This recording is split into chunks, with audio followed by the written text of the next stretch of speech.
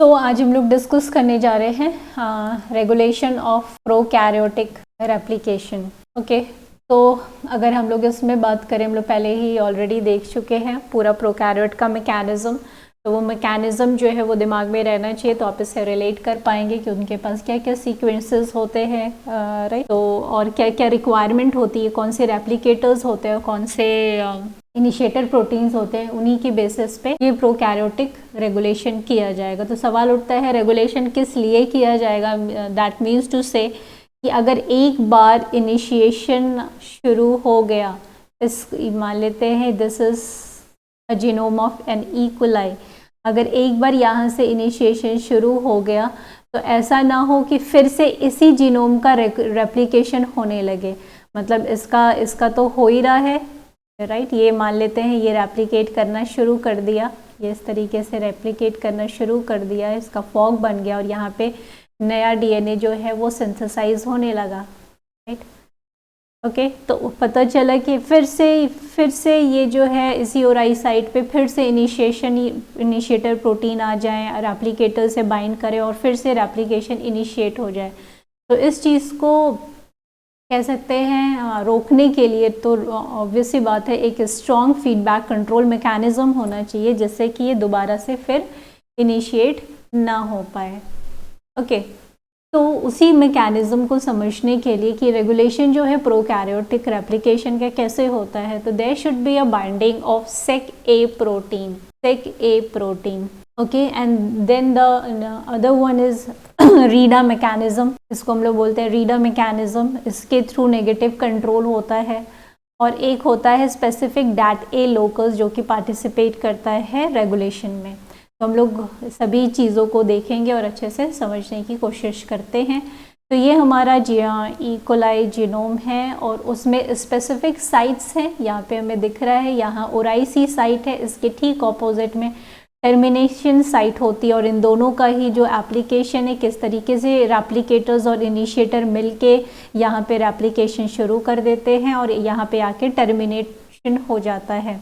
पर यहाँ पे कुछ और स्पेसिफिक सीक्वेंस दिख रहे हैं हमें, जैसे डैट ए, डास फर्स्ट एंड डास टू, राइट। तो ये भी किस तरीके से पार्टिसिपेट करने वाले हैं रेप्लिकेशन मैकेनिज्म में। हालांकि डास जो है अभी रिसेंटली इसकी बात की जाने लगी है, हमने अभी इस वाले चार्ट में तो नहीं दिखाया है, बट येस हम लोग इस चीज़ को भी अभी रिलेट करेंगे। तो आगे बढ़ने से पहले थोड़ी सी चीज़ अगर हमारे दिमाग में ये आ जाए कि जैसे ही रेप्लिकेशन जब होता है, this is a kind of DNA double stranded, तो यहाँ पे क्या हो जाता है, मिथाइलेशन हो जाता है।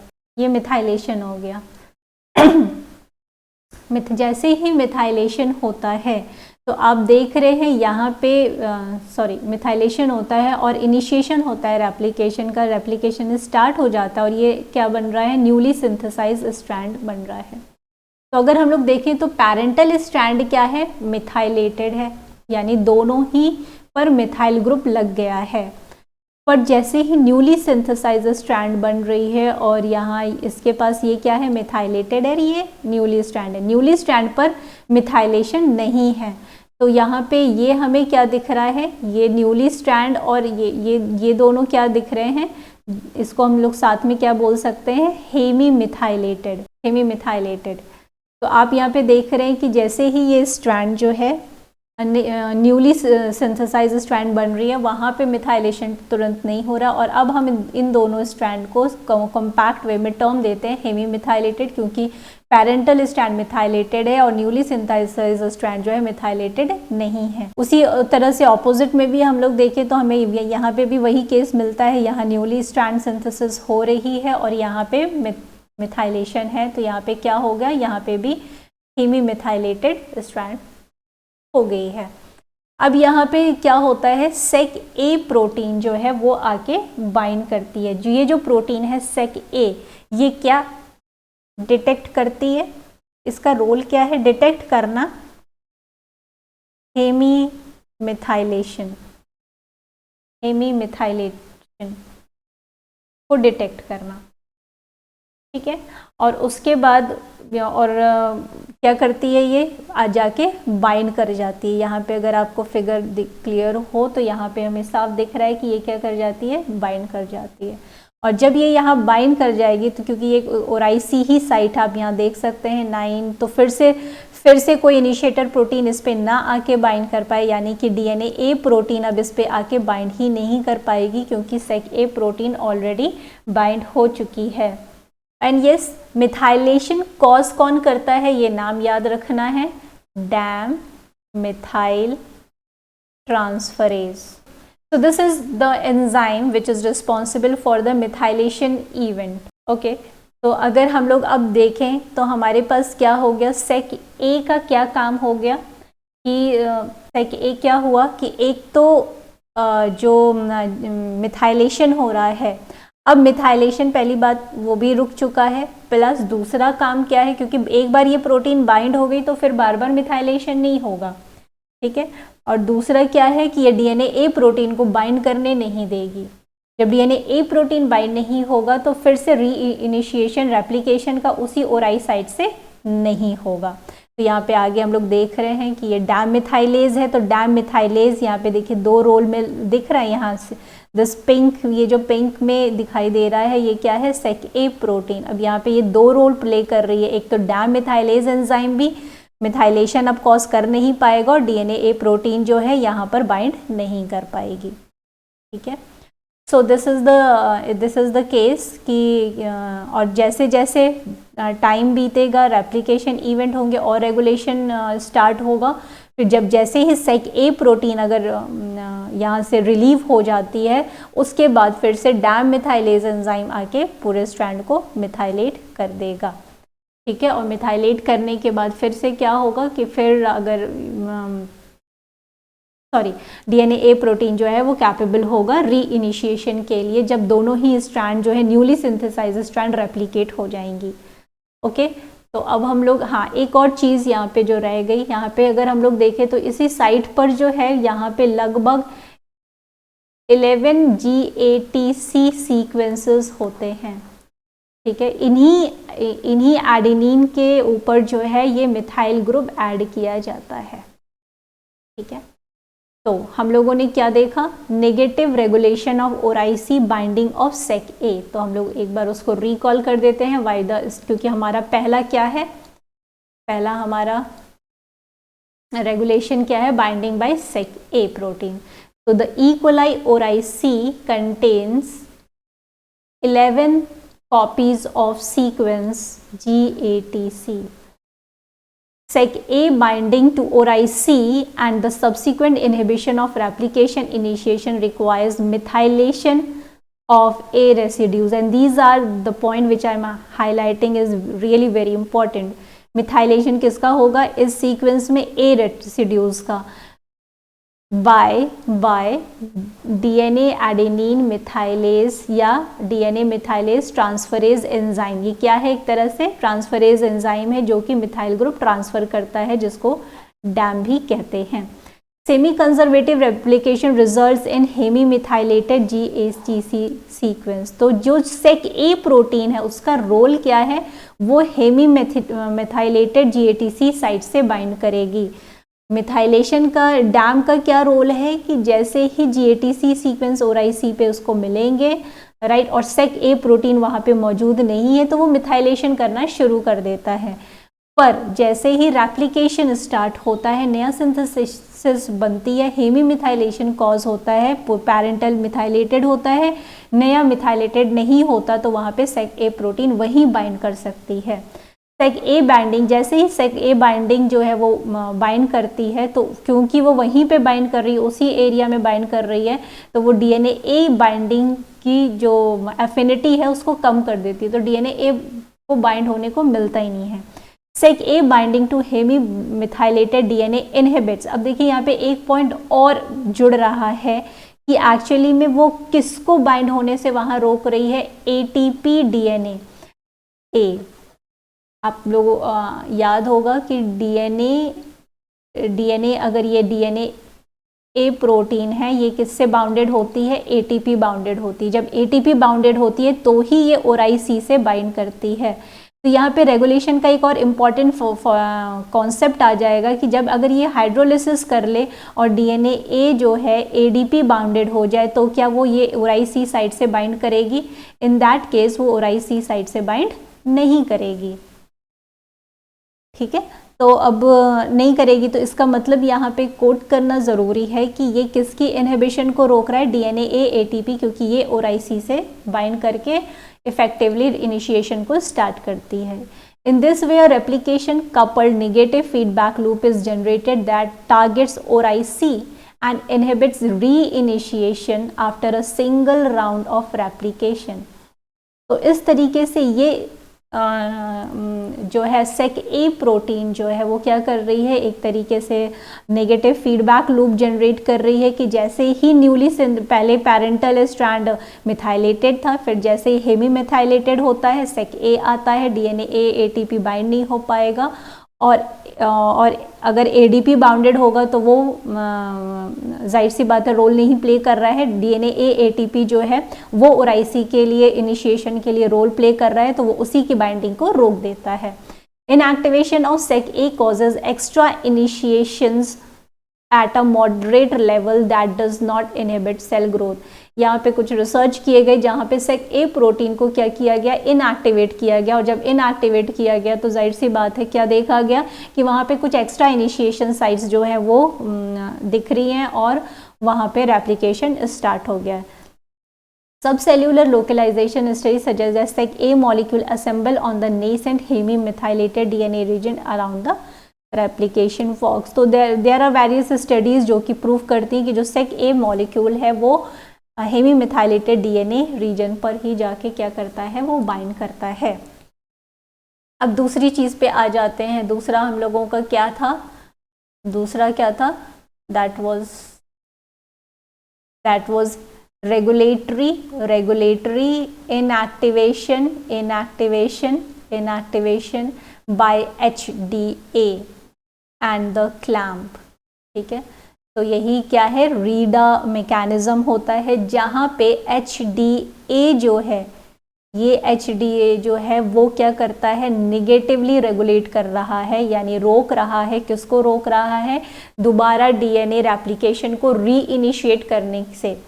तो कैसे रोक रहा है? The second system of negative regulation of DNA is the regulatory inactivation of DNA A system. ठीक है, तो RIDA system which promotes ATP hydrolysis in a replication coupled manner to yield initiation inactive ADP DNA A। Right, तो कहने का sense क्या है कि अगर मीनवाइल क्या है? हेमी मिथाइलेटेड स्ट्रैंड से तो सेक ए प्रोटीन बाइंड कर गई, ओके, और ये अब डीएनए ATP को बाइंड होने नहीं देगी। पर अगर एक ऐसी प्रोटीन आ जाए HDA जो कि क्या करे? HDA ये क्या करे कि इसकी ATP की हाइड्रोलिसिस कर दे, तो डीएनए ए क्या हो जाएगा? वो ADP फॉर्मेट में चला जाएगा, और ये जो है ये वैसे भी फिर कभी भी ओराइसी साइट से बाइंड करेगा नहीं, क्योंकि ओराइसी साइट पे बाइंड करने के लिए क्या चाहिए? डीएनए ए ATP। तो ये हम लोग बहुत डिस्कस कर चुके हैं रेप्लिकेशन इनिशिएशन मैकेनिज्म में, तो आप आराम से इसको कोरिलेट कर सकते हैं। ठीक, तो HDA क्या करता है? ATP को ADP में बदल देता है। As ATP is 10-fold more abundant than ADP, most of the newly synthesized DNA A will bind ATP। ठीक है, तो कहने का सेंस ये है कि अगर ये सिस्टम नहीं होता तो क्या प्रॉब्लम होती? क्योंकि ATP जो है 10 गुना ज़्यादा है ADP से, तो हमेशा DNA प्रोटीन अगर मैन्युफैक्चर हो गई है तो DNA A प्रोटीन किससे पसंद करेगी? ATP से बाइंड करना, क्योंकि वो जो है ज़्यादा अमाउंट में प्रेजेंट है। तो इसलिए जब भी डीएनए प्रोटीन प्रेजेंट है एटीपी से बाउंड करेगी। तो अगर ऐसा मैकेनिज्म एक्टिवेट करा दिया जाए जहाँ पे कोई प्रोटीन आके वहाँ से हाइड्रोलिसिस कर दे एटीपी की डीएनए के साथ जो एटीपी बाउंडेड है, तो वो क्या होगा, डीएनए ए एटीपी का लेवल जो है वो क्या हो जाएगा, वो रिड्यूस कर सकते हैं। जब इसका लेवल रिड्यूस हो जाएगा तो ये ओराइसी साइट से बाइंड करेगी ही नहीं। ठीक है, सो द रीडा सिस्टम, यहाँ से अब आप बात को देख सकते हैं कि रीडा सिस्टम जो है वो रिड्यूस कर रहा है इसके लेवल को रिड्यूस करके वो रेप्लिकेशन को रोक रहा है। और सेक ए क्या कर रहा है, seq A hemi methylated region से बाइंड करके डीएनए ए प्रोटीन की बाइंडिंग को रोक रहा है। So there is a difference. तो इसलिए आपको बहुत अटेंटिव रहना है while choosing an option, because both are negatively regulating the initiation of replication. RIDA is the predominant mechanism by which E. coli represses excessive initiation. तो ये जो RIDA system है वो ज़्यादा प्रेजेंट होता है और बहुत इंपॉर्टेंट रोल प्ले कर रहा है कि दोबारा से इनिशिएशन ना हो जाए. It requires a complex consisting of DNA A homolog protein HDA. So this is a kind of what is HDA? It is a DNA A homolog protein. It's a kind of homolog protein, ADP, and the DNA loaded clamp. और ये कहाँ load होती है, DNA clamp पर. तो HDA has a clamp binding site. ये जो HDA protein रहती कहाँ है, वो क्लैम्प के पास रहती है और इसके पास भी AAA+ डोमेन होता है जो कि DNA A से इंटरैक्ट कर सकता है. DNA A प्रोटीन के पास भी क्या होता है, AAA+ डोमेन होता है. Okay, so the point is, तो 2 पॉइंट हमारे पास यहाँ पे निकल के आया HDA प्रोटीन के बारे में. ये रहती कहाँ है, क्लैम्प बाइंडिंग साइट जहाँ होती है, क्लैम्प रहता है वहीं पे रहती है. दूसरी चीज़, इसके पास भी AAA+ डोमेन होता है जिसकी वजह से ये DNA प्रोटीन से इंटरैक्ट कर सकती है. जब इंटरैक्ट करेगी तो DNA A से जो ATP बाउंडेड है वो क्या करेगा, इसकी हाइड्रोलिसिस कर देगा, हाइड्रोलिसिस कर देगा. ठीक, this interaction stimulates the hydrolysis of DNA A bound ATP. Cells bearing altered DNA A that is inactive in ATP hydrolysis exhibit excessive initiation and growth inhibition, as do cells that encode mutant HDA. तो ये it's a kind of study जहाँ पे HDA mutant करा दिया गया तो वहाँ initiation हो रहा था, जहाँ पे नहीं था वहाँ पे क्या था, जो इनिबिशन हो रहा था. और जहाँ पे म्यूटेंट HDA था वहाँ पे क्या हो रहा था, इनिशिएशन पार्टिसिपेशन कर रहा था. Inhibition of DNA A transcription further supports RIDA by inhibiting de novo DNA synthesis. ठीक है, तो अगर सबसे बड़ी बात है कि यहाँ पे DNA A जो प्रोटीन है वो ऑब्वियसली ट्रांसक्रिप्शन मैकेनिज्म से बनी होगी. तो अगर इसके DNA A के बनने को अगर रोक दिया जाए तो रीडा जो है, रीडा की भी जो सिंथेसिस है वो क्या हो जाती है, कह सकते हैं इनहिबिट हो जाती. Inhibition of DNA A transcription further supports RIDA by inhibiting de novo DNA synthesis. De novo means खुद सिंथेसिस हो जाना. ठीक है, HDA is activated by ADP binding, although how ADP function remains to be elucidated. तो HDA जो है वो active कैसे होता है, ADP, इतना याद रखना है, ADP से, ADP की बाइंडिंग से. Okay, the requirement of DNA loaded clamp for RIDA ensures that feedback is coupled to active replication. बस थोड़े थोड़े स्टेटमेंट्स को आगे बढ़ाया जा रहा है ताकि जो कॉन्सेप्ट वो थोड़ा सा आपके लिए स्ट्रॉन्ग हो जाए. ठीक है, the requirement of DNA loaded clamp for RIDA ensures that feedback is coupled to active replication. बात यहाँ पे ये हो रही है कि यहाँ पे आप देख सकते हैं कि ये जो अभी हम लोग ने बातें की, आपको यहाँ पिक्चर पे बहुत अच्छे से क्लियर हो रहा होगा. अगर यहाँ पे देखिए, दिस इज क्लैम्प और बीटा क्लैम्प वो आप जानते हैं एसोसिएटेड होता है पॉलीमरेज थर्ड्स का एक यूनिट है जो कि क्या करता है, प्रोसेसिविटी को बढ़ाता है. और उस समय क्या हो रहा है, एक्टिव रेप्लिकेशन हो रहा है. अब ये यहाँ पे क्या हो गया, ADP से बाउंड होती है HDA, अभी हम लोगों ने जस्ट बात की, ADP से बाउंड होती है HDA और यहाँ पे आके बाइंड कर गई क्लैम्प के साथ. अब क्या हो रहा है, जहाँ पे भी DNA A ATP मिल रहा है, ये HDA प्रोटीन क्या कर रही है, इसको DNA A ADP में बदल दे रही है, राइट, हाइड्रोलिसिस कर दे रही है ATP का. तो उससे होगा क्या फ़ायदा कि अब DNA A ये जो है ये ORIC साइट से बाइंड नहीं कर सकती है, ORIC साइट से बाइंड नहीं करेगी. ठीक है, तो क्या होगा, रेप्लिकेशन इनिशिएशन होगा ही नहीं। Principle of reader that is replication coupled negative feedback. Replication हो रहा है, कपल्ड वर्ड आप लोग समझ रहे होंगे कि रेप्लिकेशन तो हो रहा है उस समय पर नेगेटिवली इनिशिएशन को इनहिबिट कर दिया जा रहा है। Is widely conserved in bacterial and eukaryotic mechanism of initiation regulation. तो ये जो है इस तरह के जो रेगुलेशन है वो बैक्टीरिया में तो आपने देखा ही, और यूकैरियोटिक में तो और हायर लेवल ऑफ रेगुलेशन होता है। तो जो हम लोगों के पास तीसरा मैकेनिज्म आया नेगेटिव रेगुलेशन का, तो उसमें मेनली क्या है, जो डैट ए जीनोम में हम लोगों ने शुरू में ही एक डायग्राम देखा कि एक डैट ए लोकस होता है। ये जो डैट ए लोकस है, यहाँ पे भी क्या हो सकता है, डीएनए ए प्रोटीन्स आके बाइंड कर सकती हैं।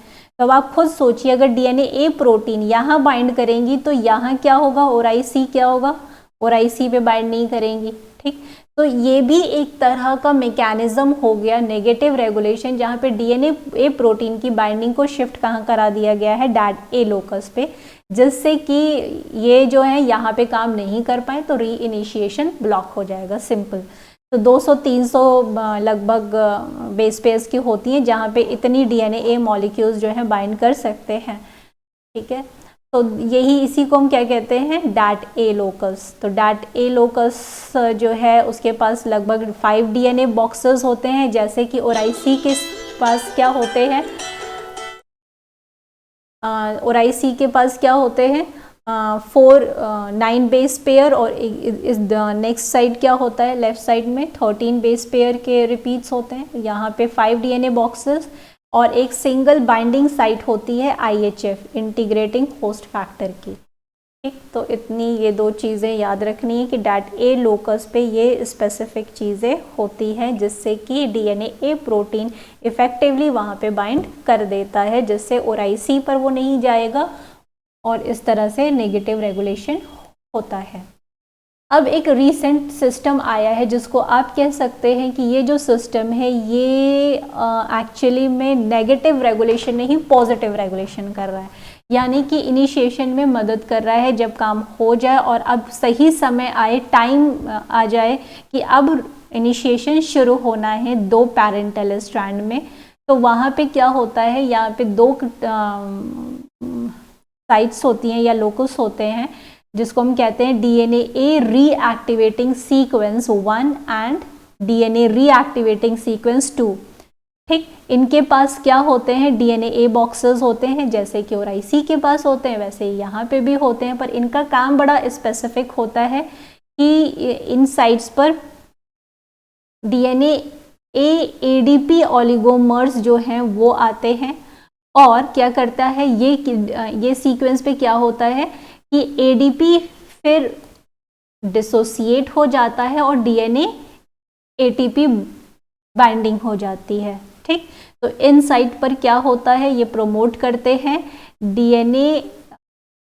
डीएनए ए ADP से क्या करते हैं, ADP को रिलीज करके डीएनए ए ATP बाउंड हो जाता है। तो अब आप समझ चुके होंगे कि डीएनए ए ATP बाउंडेड स्टेट में आ गया, अब ये प्रोटीन एक्टिव हो गई। ठीक है, सो अभी क्या हुआ है, DAS1 and DAS2 are required for the increase of ATP DNA levels and the timely initiation of chromosome replication.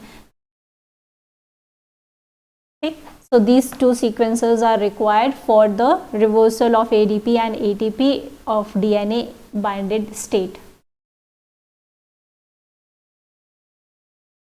अभी भी इस पे बहुत सारी चीज़ें चल रही हैं, ऐसे सीक्वेंसेस पे काम चल रहा है जहाँ पे डीएनए एज ATP और ADP रेप्लिकेशन प्रोसेस में इस तरीके से कपल होते हैं ताकि जो सेल साइकिल है वो नेगेटिव और पॉजिटिवली वे में प्रोकैरियोट्स में रेगुलेट हो पाए। ये चीज़ें जो है सभी स्पीसीज़ में देखी गई हैं, कंजर्व देखी गई हैं, और अगर यूकैरियोट की हम लोग बात करें तो वहाँ पे इस तरह के रेगुलेशन तो और बहुत ज़्यादा टाइट होते हैं, जो कि आप लोग सेल साइकिल में भी देखते हैं, सेल बायोलॉजी में भी देखते हैं कि किस तरीके से डीएनए रेप्लिकेशन या एस फेज़ में किस तरीके से प्रोटीन्स एक्टिवेट हो रही हैं, तो अलग अलग फेजेस में वहाँ पे काम होते हैं, तो उस तरीके से वहाँ पे तो और ज़्यादा टाइट रेगुलेशन होता है। ये एक और फिगर है जहाँ पे आप और अच्छे से, अगर ये फिगर भी याद है तो आप चीज़ को अच्छे से याद रख सकते हैं। तो अब आप यहाँ पे अगर इमेजिन करें तो ये क्या है, रैप्लिज़ोम है, रैप्लिकेशन चल रहा है। तो किस तरीके से ये नेगेटिव रेगुलेशन हो रहा है वो यहाँ पे हम देख सकते हैं कि यहाँ पे जो सेक ए प्रोटीन है वो तो सीधे क्या करती है, हम लोगों ने बात की थी कि ये क्या करती है, एक काम तो ये करती है कि अब मिथाइलेशन नहीं हो पाएगा अगर ये बाइंड कर गई। मिथाइलेशन नहीं होगा तो कहने का सेंस क्या है कि वो GATC सीक्वेंस पर एडेनिन पे अब मिथाइल ग्रुप ऐड नहीं हो पाएगा। ठीक है, तो ये एक तरह से रिड्यूस कर रही है रेट ऑफ मिथाइलेशन को। दूसरा रोल इसका क्या था कि ये DNA A प्रोटीन को बाइंड नहीं होने देगी। तो इन दो मैकेनिज्म को इस्तेमाल करके ये रीइनिशिएशन को ब्लॉक करती है। तो आप देख रहे हैं यहाँ पे ये बाइंड करती है और IC पर बाइंड कर गई, और यहाँ पे भी कुछ बॉक्सेस है जहाँ पे वो बाइंड कर रही है। ठीक है, नेक्स्ट क्या है कि अगर देखा जाए यहाँ पे हम लोगों का नेक्स्ट क्या था, रीडा सिस्टम था, जहाँ पे रीडा सिस्टम में कौन काम कर रहा था, HDA मॉलिक्यूल काम कर रहा था। यहाँ पे दिख रहा है कि वो HDA मॉलिक्यूल क्या है क्लैम्प के पास ही एसोसिएटेड है, और ये HDA मॉलिक्यूल क्या कर रहा है, ATP को हाइड्रोलाइज कर रहा है, ADP में कन्वर्ट कर रहा है। जब ये ATP को हाइड्रोलाइज कर देगा तो क्या ये DNA A प्रोटीन यहाँ पे बाइंड हो पाएगी, इसलिए यहाँ पे इस तरीके का ये मार्क दिया हुआ, यानी कि ये बाइंड नहीं कर पाएगी। आपको यहाँ पे याद करने के लिए बनाना हो तो DNA A, ठीक है, या यहाँ पे भी दिखाया गया है कि DNA A जो है वो ATP से बाउंड होके, अब बाउंड अगर होगी भी तो ये HDA जो है ये इसको हाइड्रोलाइज कर दिया, तो DNA A प्रोटीन इससे बाइंड ही नहीं हो पाएगी। तो ये दूसरा मैकेनिज्म है। तो ये पहला मैकेनिज्म था नेगेटिव कंट्रोल का, ये पहला मैकेनिज्म था जहाँ पे HDA ATP को हाइड्रोलाइज कर दे रहा है। तीसरा क्या था, डैट ए लोकस था। डैट ए लोकस में क्या था कि जो DNA A प्रोटीन है वो डैट ए लोकस पे बाइंड कर सकती हैं। तो जब डैट ए लोकस पे बाइंड करेंगी तो यहाँ अगर बाइंड करेंगी तो जाहिर सी बात है कि वो और IC साइड पे ये जो है बाइंड नहीं हो पाएगा। ओके, और यहाँ DIA प्रोटीन आपको पता है ये एक इनिशिएटर प्रोटीन है जो कि ATP से बाइंड हो इन अ पॉजिटिव कंट्रोल मैनर, वो यहीं पे बाइंड करती है, बाइंड करने में DNA A की मदद करती है। तीसरी चीज़ हम लोग के पास क्या आई थी, तीसरी चीज़ थी डार्स, चौथी fourth one was the DARS1 and DARS2। ये क्या करता है कि ये ADP इससे आके बाउंड होगा, पर ये क्या करेगा, ये ATP में इसको कन्वर्ट कर देगा। जब ये ATP में कन्वर्ट होगा तो ये इससे बाइंड करेगी, और उस केस में ये और IC साइड से, तो जो नेगेटिव सिग्नल दिख रहा है वो देखिए बाइंडिंग की कैपेबिलिटी को दिखा रहा है। ठीक है, तो इस तरीके से आप इस मैकेनिज्म को ध्यान में रख सकते हैं। दूसरा एक और है मैकेनिज्म जहाँ पे थोड़ा सा और डिटेलिंग्स के साथ बताया गया है कि वही चीज़ है जो अभी आपने देखा, वो थोड़ा पिक्टोरियल फॉर्मेट में था और ये फ्लो चार्ट फॉर्मेट में है कि जो DNA ATP है उसके साथ DIA अगर जुड़ जाए और IC से वो जाके बाइंड कर जाती है, रेप्लिकेशन इनिशिएशन होता है। ठीक है, और डैट AIHF और DNA रीडा जो है ये क्या कर देते हैं, DNA A ATP की हाइड्रोलिसिस को प्रमोट करते हैं, जिससे कि अब DNA A ADP में बाउंड कर गई। ठीक है, तो या इससे भी ये तो ATP में हाइड्रोलिसिस में प्रमोट कर रहा है, या ये अपने साथ अपने लोकस पे ये बाइंड करने में प्रमोट कर रही है। तो ऑन द होल ये दोनों ही नेगेटिव रेगुलेशन के लिए रिस्पॉन्सिबल हैं।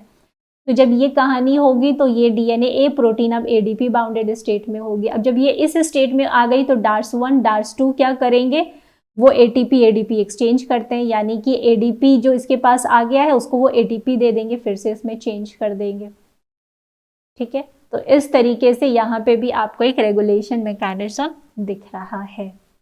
ठीक, ये तो है कि जीन डीएनए ए जीन एक्टिव हुआ, डीएनए ए प्रोटीन बना, डीएनए ए प्रोटीन एटीपी से बाउंड कर गई, फिर इनिशिएटर प्रोटीन की मदद से ओराइसी साइट पे बाइंड करती है, रेप्लिकेशन होता है।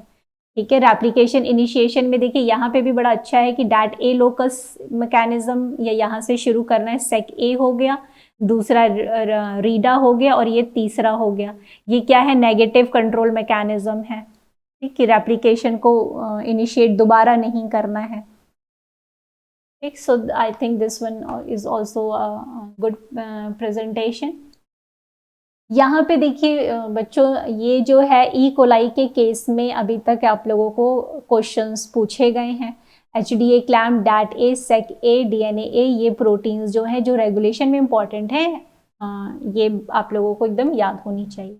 दूसरी चीज़ ये है कि मैंने कुछ एग्जाम्पल्स और एड ऑन कर दिए हैं, जैसे बेसाइलस में जो अभी इतना स्पेसिफिक नहीं होगा, आप इसको स्किप कर सकते हैं, but it is all about the research कि how new research work is और giving a new result and new negative control mechanism by researching and discovering new kinds of protein like SORT, SIR-A, SPO, NOT A, DNA A, YAB A and CLAM. Then there is Caulobacter में अगर देखा जाए तो CLIP-P, SPOT-T। तो ये आपके नई research pattern है जहाँ पे इस तरीके से प्रोकैरियोट में रेगुलेशंस जो है निकल के आ रहे हैं। तो for now you have to concentrate on this part. HDA protein जो है वो क्लैम्प से एसोसिएटेड है, लगी हुई है वहाँ पे, और उसको, और वो क्या रोल प्ले कर रही है, वो यहाँ पे अगर आप देखें तो वो क्या रोल प्ले कर रही है, वो ATP को ADP में हाइड्रोलाइज कर रही है। ये देखिए ये क्लैम्प है। ठीक, ये अब मैंने पूरा पॉलीमरेज ये सब नहीं बनाया है क्योंकि वो अंडरस्टूड है, रेप्लिकेशन दिमाग में रखना है कि रेप्लिकेशन हो रहा है, पर रेप्लिकेशन जब स्टार्ट हो गया है तो दिमाग में ये भी रखना है कि इनिशिएशन फिर से शुरू ना हो। तो उस केस में क्लैम्प के साथ एक प्रोटीन जुड़ती है जिसका नाम है HDA। ये HDA प्रोटीन क्या करती है, जो भी ATP मिल रहा है उसको ADP में कन्वर्ट कर दे रही है। जब ATP ADP में कन्वर्ट हो जाएगा तो क्या DNA A प्रोटीन वो ATP से बाइंड हो पाएगी? नहीं बाइंड हो पाएगी, क्योंकि ATP का लेवल गिर चुका है। किसने गिरा दिया है? HDA ने। और DNA A ATP bounded form में ही चाहिए ORIC से बाइंड होने के लिए। अगर DNA A protein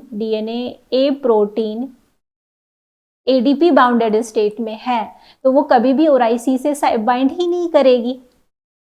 the question says in all organism it is critical that replication initiation be tightly controlled to ensure that chromosome number and cell number remain appropriately balanced. Given below are several statements regarding regulation of replication in E. coli. Hemimethylation and sequestration of ORIC by a protein called SEC-A prevents initiation of replication. तो ये तो बिल्कुल सही बात है कि जब हेमीमिथाइलेशन condition होती है, यानी पैरेंटल स्ट्रैंड मिथाइलेटेड है और न्यूली स्ट्रैंड जो है सिंथेसाइज स्ट्रैंड वो अनमिथाइलेटेड है। ठीक है, इसीलिए देखिए ये मैकेनिज्म रखा गया है कि भाई डिफ्रेंशिएशन हो पाए ना कि कौन सा पैरेंटल स्ट्रैंड है और कौन सा नया स्ट्रैंड है। ठीक है, तो जो डैम मिथाइल ट्रांसफरेज एंजाइम भी होता है वो भी क्या करता है कि जो वो पैरेंटल जब रेप्लिकेशन हो जाता है तो ही वो क्या करता है, जब रेप्लिकेशन कंप्लीट हो गया तो ही डैम मिथाइल ट्रांसफरेज आके क्या करेगा, मिथाइल ग्रुप लगाता है। तो मिथाइल ग्रुप का लगना एक तरह से आप कह सकते हैं ये बताता है कि ये पैरेंटल स्ट्रैंड है। ठीक, अगर दोनों स्ट्रैंड पर मिथाइलेशन हो गया तो इसका मतलब क्या है, मिथाइलेटेड स्ट्रैंड है, ये पैरेंटल स्ट्रैंड है, ऐसा समझिए। दोनों मिथाइलेटेड है तो मिथाइलेटेड वर्ड यूज करेंगे। ठीक, पर अब यही स्ट्रैंड जो है अब क्या होगा, अब ये जो है तैयार हैं नई सिंथेसिस करने के लिए, यानी इस ऊपर वाले से एक नया स्ट्रैंड मैं ऊपर बना रही हूँ और इससे एक नया स्ट्रैंड बनने वाला है, ठीक है। तो न्यूली सिंथेसाइज्ड स्ट्रैंड जो है वो मिथाइलेटेड नहीं होता है, ठीक। तो न्यूली स्ट्रैंड मिथाइलेटेड नहीं होता है, तो इस वजह से इन दो स्ट्रैंड को हम कलेक्टिवली क्या कहेंगे, हेमी मिथाइलेटेड, और इन दोनों को बोलेंगे हेमी मिथाइलेटेड। अब यहाँ पे फिर से इसी स्ट्रैंड का दोबारा से डीएनए ए प्रोटीन यहीं पर आके फिर से रीइनिशिएशन स्टार्ट ना कर दे, तो मैकेनिज्म क्या चलता है कि यहीं पर इस मिथाइलेटेड हेमी मिथाइलेटेड पोर्शन से सेक ए प्रोटीन आके बाइंड कर जाएगी, ठीक, या यहाँ भी बाइंड कर जाएगी, इस तरीके से बाइंड कर जाएगी, जिससे अभी ये रेप्लिकेशन बस शुरू हुआ, ये फिर से इस जीनोम का फिर से पता चला, अब ये ग्रीन वाले का भी रेप्लिकेशन होने लगा, तब तो गड़बड़ हो जाएगा ना, ठीक। तो ये नहीं करना है कि जो एक बार जीनोम रेप्लिकेट हो चुकी है उसका फिर से दोबारा तुरंत ना हो, तो सेक ए प्रोटीन प्रिवेंट करेगी इनिशिएशन ऑफ रेप्लिकेशन, तो ये सही ऑप्शन है। Availability of DNA A protein is an important requirement for initiation of replication. तो DNA A protein is an important requirement, ये तो आपको पता ही है कि ये तो replication जब पढ़ा तो ही हम लोगों ने देख लिया था कि कितनी सारी इनिशिएटर प्रोटीन्स हैं जो कि पार्टिसिपेट कर रही हैं रेप्लिकेशन इनिशिएशन में, तो ये भी सही है। The ratio of ADP-ATP is important as high level of ADP is required for initiation of replication. क्या ऐसा है? हमें तो हाई लेवल ऑफ ATP चाहिए, जब हाई लेवल ऑफ ATP होगा तब ये ATP DNA A प्रोटीन के साथ बाइंड करके एक्टिवेटेड इनिशिएटर प्रोटीन बनाएगा जो कि ORIC से बाइंड कर सकता है। कई बार बोल चुके हैं DNA A protein ATP bounded state में ORIC से बाइंड करती है, तो high level of ATP is required, ये तो कोई मतलब ही नहीं है, तो ये गलत हो गया। Requirement of HDA protein bye sliding clamp inhibit ATP hydrolysis. अब बताइए, ये तो मुझे समझ ही नहीं आया, इनहिबिट ATP हाइड्रोलिसिस, ATP को इनहिबिट करता है या एक्टिवेट करता है? अभी जस्ट आप लोगों ने डायग्राम देखा है, यहीं पर दिख रहा है, ये ATP को ADP में कन्वर्ट कर रहा है, एक्टिवेट कर रहा है, यहाँ पे क्या कर रहा है, इनहिबिट कर रहा है ATP हाइड्रोलिसिस को, तो दिस इज इनकरेक्ट। तो इस प्रकार से हमसे नॉट ट्रू पूछा है, कौन सा सही नहीं है, तो ऑप्शन क्या हो गया,